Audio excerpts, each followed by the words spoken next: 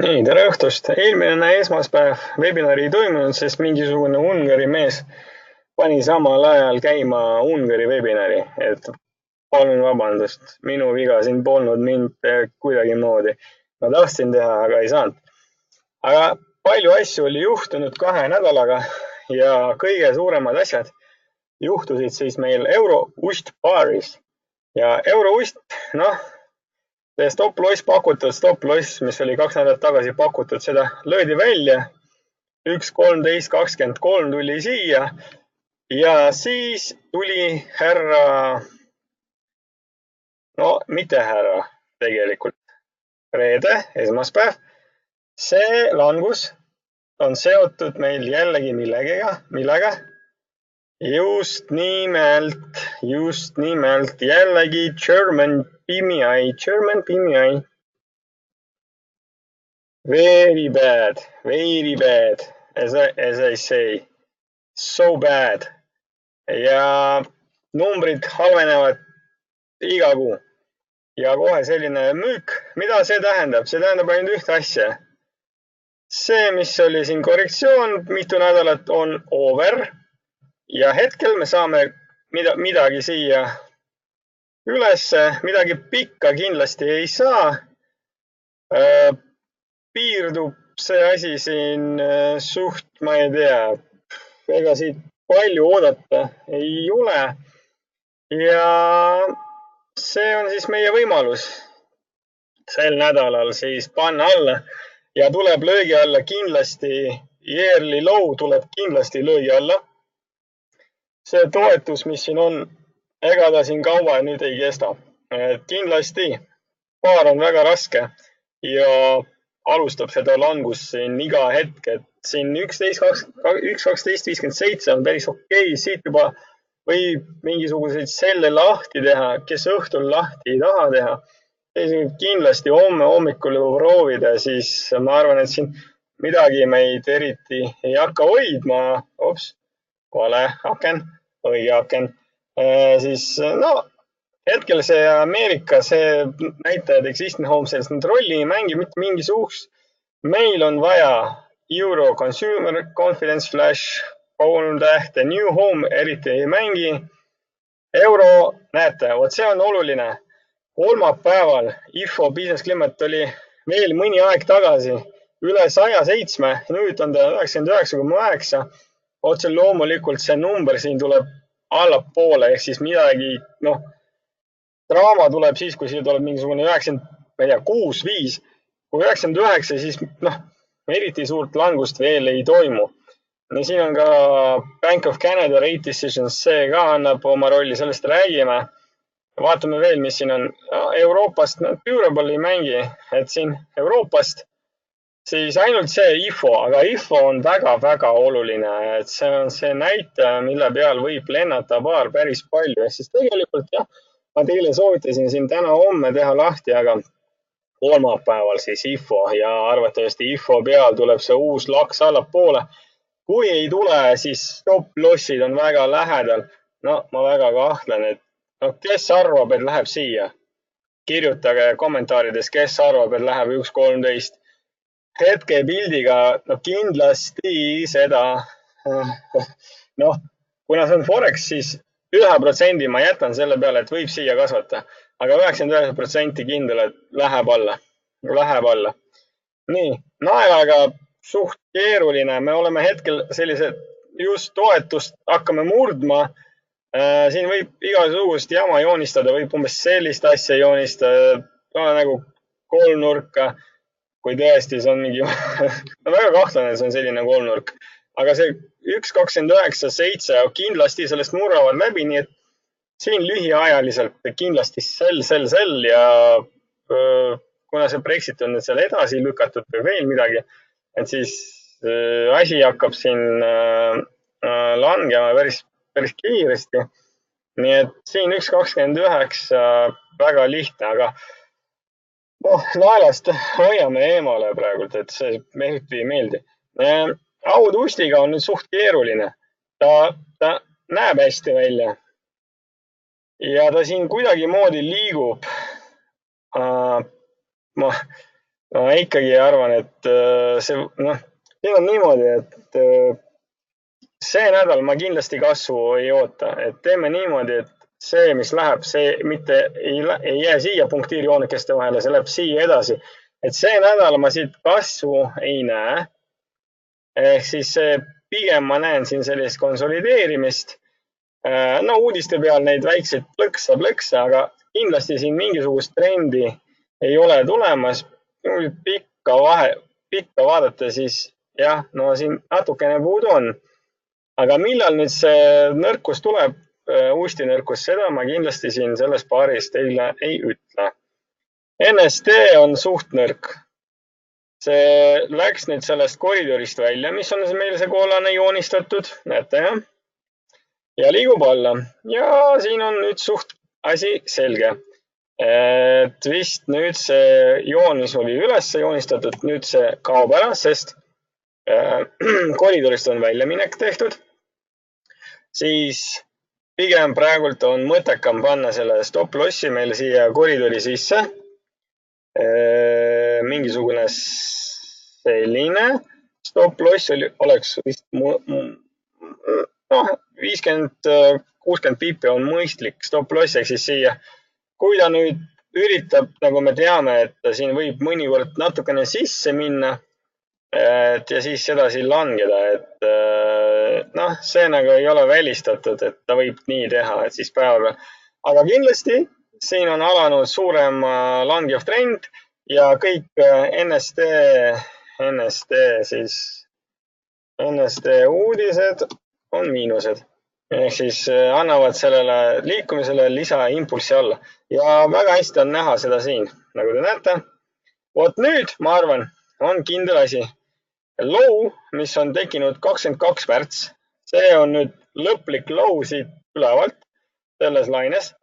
Ja meil on alanud nüüd suur trend. Me oleme ka sellest eelmisest suuremast korrektsiooni tasemest siin läbi löönud. Ja nüüd võib-olla. Siia võib tulla mingisugune päevakorrektsioon. Kindlasti ta nüüd ei lähe siia 1.03 peale. Ehk siis nüüd midagi sellist.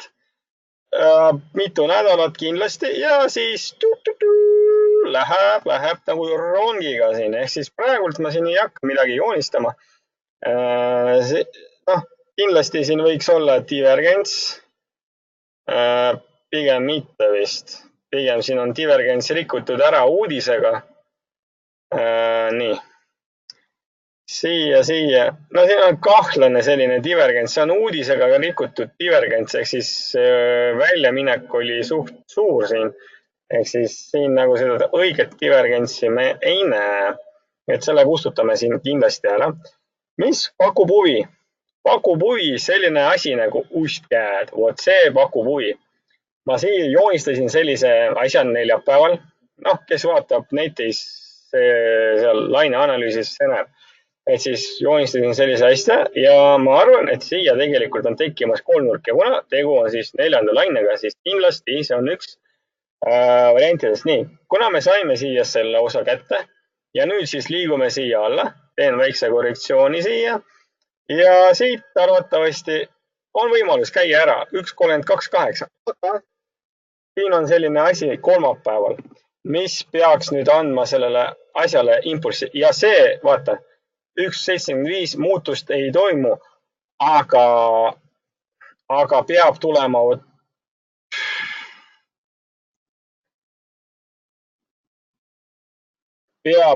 selline karu Bank of Canada ja selle peal siis, mis kell? Selle peal siis, see on GMT järgi, ehk siis meie aja järgi kell 17, peaks siit tulema pikk valge küünal. Ja siis kolmapäev, kell 17. Bank of Canada, bearish stance. Enne seda võib-olla läheb kuskil siia, nagu te kõik teate. Laine võib lõppeda mitte täpselt selle koha peal, vaid kuskil selle koha peal ja siis läheb edasi ülesse. Nii et hetkel oleme selles huvitavas variandis, kus on E-laine käimas, mis ei kesta päris kaua. Kindlasti stop-loss kui me oleme õigel teel, on 1,32,8. Kui on kõik õige ja teik on kindlasti sellest tipust ülespool ehk siis TP on selles variandis ja siin võib seda kiiresti ka kätte saada. Vot selline, et siis 100-200 vippi siit võib päris hästi ära tulla. See on minu meelest üks parimaid variante kauplemiseks. Kindlasti ei ole magusam kui euroust, sest euroustis magusam varianti praegult ma ei näegi. See on ilmselge sell.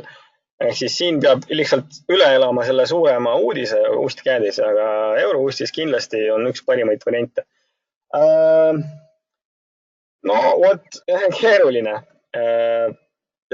Ust-Jen, vaatan seda niimoodi, et käimas on selline 3. päevalaine ja kindlasti me murrame sellest vastupanust läbi, mis on siis 112,3. Ma mõtlesin, et siia tuleb mingit mõistlikku korrektsiooni sisse. Ma arvan, et ma olen mingisugusel valel teel. Miks ma seda olen? Sest kahjuks mingit mõistlikku korrektsiooni Dow Jones ei tahagi teha. See tähendab ainult ühte asja. Ust-Jen on kindel outsider, kindel loser ja need, kes tahavad mingisuguseid pippe kättega saada, võib-olla mitte eriti palju, nagu ma alati mainin, aga Ust-Jen on see kindel koht, kus nüüd asi on liikumas päris kõrgele. Ja kindlasti me siin liigume, see on pikas perspektiivis 115, see ei ole huvitav, aga lähiajal 112 on siin kindlasti näha, sest Dow Jonesi mull läheb edasi ja arvatavasti maikuus me näeme all time high again. Ja uuesti. Nii et 27 kilo pluss on siin täitsa reaalne possibility. Midagi maailmas hetkel ei toimu, Ameerika on suht stabiilne. Euroopa on see, kus on hetkel selline halb olukord, ma ütleks niimoodi. Okei, Eesti seda veel ei tunne, aga Saksamaa tunneb seda nüüd väga hästi. Itaalia tunneb, Prantsusmaa tunneb, 3 suurt riiki, kes tunnevad siin halba olukorda majanduses. Ja siis meie väiksed siin kuskil Baltimaas, me veel tunneme ennast hästi.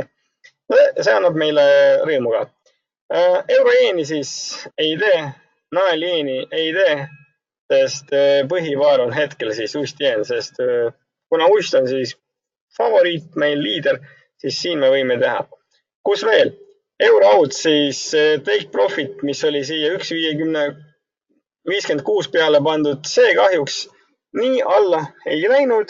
Kustutame selle ära ja need, kes hoidsid, need siis võivad vist loobuda sellest tehingust. Hetkel meil on käimas siin väike korrektsioon, nii keegi andis high five. Keegi vist teenis siis euroaudi peal midagi. Loodetavasti teenis, et seda ma ei tea. Et siis, ja kuna eurocadi ei vaata hetkel, jah, et eurocadi ei vaata, sest meil on euroaud ja teine meie paar on siis outcad. Outcad, nagu te näete, ei taha nii kiiresti kasvata, nagu me seda mõtlesime. Ja H4 peal ta siin teeb korrektsiooni. Me kõik mäletame, et ta läheb siia üles tagasi, aga hetkel siis moodustas siia, näete, haamri, teeb korrektsiooni ja käed kuni kolmapäevani on kindel võitja euro vastu, Audi vastu, NSD vastu, CHF-i vastu ka võib-olla. Et see nagu ei ole välistatud, et las ta siin langeb, aga kindlasti pärast kolmapäeva outcad, eurokäed, kõik asjad, mis on käediga seotud, siis lihtsalt ühes suunas üles. Nii, rubla. Nagu näete, rubla on siin üldse hullu tegema, et see, mis ma siin mõtlesin, seega hakkab vist juhtuma. Täpselt selle suure toetuse peale langes ja täna ei läinud läbi. Mida see veel tähendab, et kes tahab Venemaale minna, tulge ostke meilt rublasi. Meil veel on, 70-ga saame müüa ja kes ootab edasi, see vist ostab juba seal 61 kandis, 69 kandis. Ja siis Ruula on hetkel võitja. Ja miks?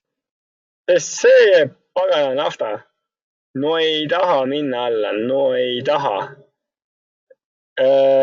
Kes mis mõtleb siin? Millised mõtted on teil? Ma lihtsalt ei taha uskuda, et siin tuleb sama stsenaarium nagu Dow Jonesis. Et kui nüüd siia ülesse, siis me näeme tanklatest väga suurt, et kas tõesti nagu DJI sama, no kas tõesti läheb ülesse, no kes nüüd seda teab, et neid nafta uudiseid on nii keeruline seal aru saada, et üks päev need Saudi mehed, Kuveidi mehed on see Ameerika poolt, teine päev nad on siis Venemaa poolt. Siis neid üldse ei saa aru sealt. See Türgi mees ka segab meid kogu aeg, see ei kauple ma hetkel naftaga. Et ei saa aru, noh, ühe päevaga täna lihtsalt paneb, no 2 taala. Kusjuures, vaata, ilus ju selline 64.5, väga okei tase ja siit nagu peaks nagu alla ja siis lihtsalt pöörab ära ja kas keegi ostab naftat? No lihtsalt huvi pärast, et minu meelest see on arusaamatu, et kui sul on päevagraafiku peal selline kõva trend alla ja siis sul lihtsalt 4 kuud järjest lihtsalt up. Kaua see jama võib kesta, et kas tõesti läheme weekly peale ja tegelikult, kas tõesti weekly peal peab tõmbama siit sellist asja aru saama, et see läks natukene 61% alla ja siis kas, võib küll ka nii olla. Kui suuremat timeframe'i vaadata, võib küll nii olla, aga raske uskuda, et läheb üles pärast sellist laksu alla. Küll me näeme seda Dow Jonesi peale, sama asi, et suur laks alla, siis tegelikult tuli tagasi. Mis on palju huvitavam? Kuld. Nagu te näete, kuld siis ikkagi läks sinna, kuhu mina seda tahtsin. Ja see ennustaja, kes seal pani hästi, siis mina olen see õige mees, kes paneb hästi. Et siis liikus alla, seda, mis me tahame, seda me saime. No peaaegu saime. Ausalt ütlen, et võib-olla. Siia, meie target oli siis milline? Meie target oli 1270, 1225. Võib-olla isegi saame siin veel.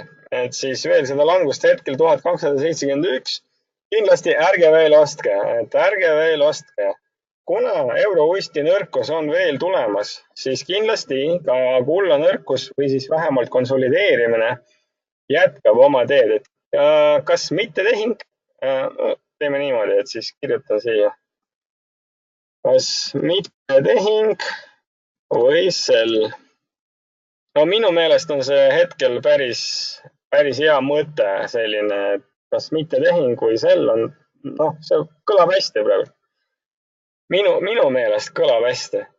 Nii, hõbe siis liikus täpselt tehnilise analüüsi järgi. Siia hopsti 14.80, aga sama teema. Ärme siin midagi veel tee. Et see on veel vara. Ma arvan, et nüüd see tase, mis siia on joonistatud, see nüüd on delete ja hõbe, kuna ta ei ole nii heas seisus kui kuld, siis siit võib tulla, mida paganat, 13 võib tulla. Et siis hõbedaga kindlasti jääme siia karudeks. Las ta nii jääb. Nii. Indeksid siis, kuna Dow Jones on siis meie selline rong, mis lükkab edasi kõik teised maailma indeksid, siis ega siin muud ei jää. S&P all time high. Come on, et ei, see on lihtsalt mõttetu. Taksid, kõik kasvavad. Vahet pole, et Britannial on halb seis. Keegi lihtsalt Brexitit ei saa. Saksamaa sama teema. Kuidas saab nii olla? Lihtsalt öelge mulle. Kaine mõistus. lihtsalt ei tööta siin indeksit peal ja paberit peal. Nii, Bitcoin, no jah, et õhk on õhk, ei vaata. Nii, JP Morgan, no tuli ka see paber ära, tuli ka see paber nüüd ära, andis meile raha. Tesla veel ootame, GE 0, Apple juba on ära tehtud ja Caterpillar 145, no vot, 2 paberit on juba sinna läinud, kuhu me tahtsime, nii et JP on teinud, Apple on seal. Vist GE siis ei anna midagi head. Caterpillar peaks andma, et siin siis Caterpillarisse ma usun ja las ta nüüd läheb siia.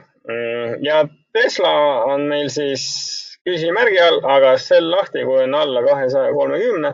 Ja nagu te näete, kõik kasvab, aga Tesla langeb, et siis Tesla nagu elab mingit oma elu, et see on päris huvitav, miks ta nii teeb.